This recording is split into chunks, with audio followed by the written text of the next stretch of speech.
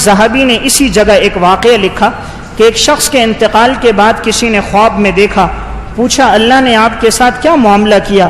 کہا اللہ کے عذاب میں گرفتار ہوں۔ کہا بھئی کس وجہ سے گرفتار ہو؟ کہا غیر انی محبوس عن الجنہ بعبرۃ استعرتها فلم اردها، میں نے دنیا میں ایک شخص سے سوئی لی تھی اور میں نے اس کی سوئی اس کو واپس نہیں لوٹائی، اس کے عذاب میں گرفتار ہوں آج تک جب سے انتقال ہوا۔ تو اللہ حقوق العباد پہ انسان کی گرفت کرتا ہے، ایک سوئی لی ہے واپس نہیں لوٹائی ہے، تو سوئی کی وجہ سے کہا کہ مجھے جنت سے روک دیا گیا اور میں اب تک اللہ کے عذاب میں پکڑا ہوا ہوں۔ اس لیے حقوق اللہ میں کمی ہو اللہ معاف فرما دیتے ہیں، حقوق العباد میں کمی ہو تو اللہ معاف نہیں کرتے۔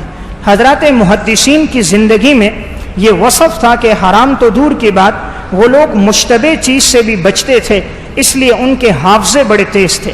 محدثین کا ایسا حافظہ ہوتا تھا، 5-6 لاکھ حدیثیں انہیں زبانی یاد تھیں، جو بات ایک دفعہ سنتے انہیں یاد ہو جاتی تھی۔ جب حرام زندگی میں آتا ہے اللہ حافظے کی نعمت لے لیتا ہے، رات کو کیا کھایا صبح یاد نہیں ہوتا، قرآن و سنت کی باتیں یاد نہیں رہتی۔ دیکھیں اللہ وحی کی تعلیمات چھینتا ہے، اللہ دنیا کی معلومات نہیں چھینتا۔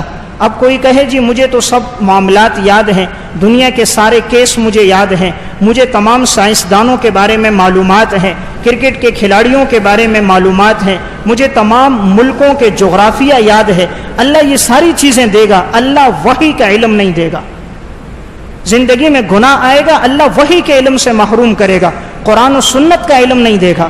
اب ہم اپنے گریبان میں جا کے ہمیں قرآن کی کتنی آیتیں یاد ہیں، کتنی آیتوں کا ترجمہ یاد ہے، نبی کی کتنی حدیثیں یاد ہیں، حضور کے کتنے ارشادات ہماری زبان پر ہیں، صحابہ کے کتنے واقعات ہمیں یاد ہیں تو اللہ کا شکر ادا کریں، اور نہیں ہے تو یہ ہمارے گناہوں کی ظلمت ہے کہ اللہ نے ہم سے وحی کے علم کو چھین لیا۔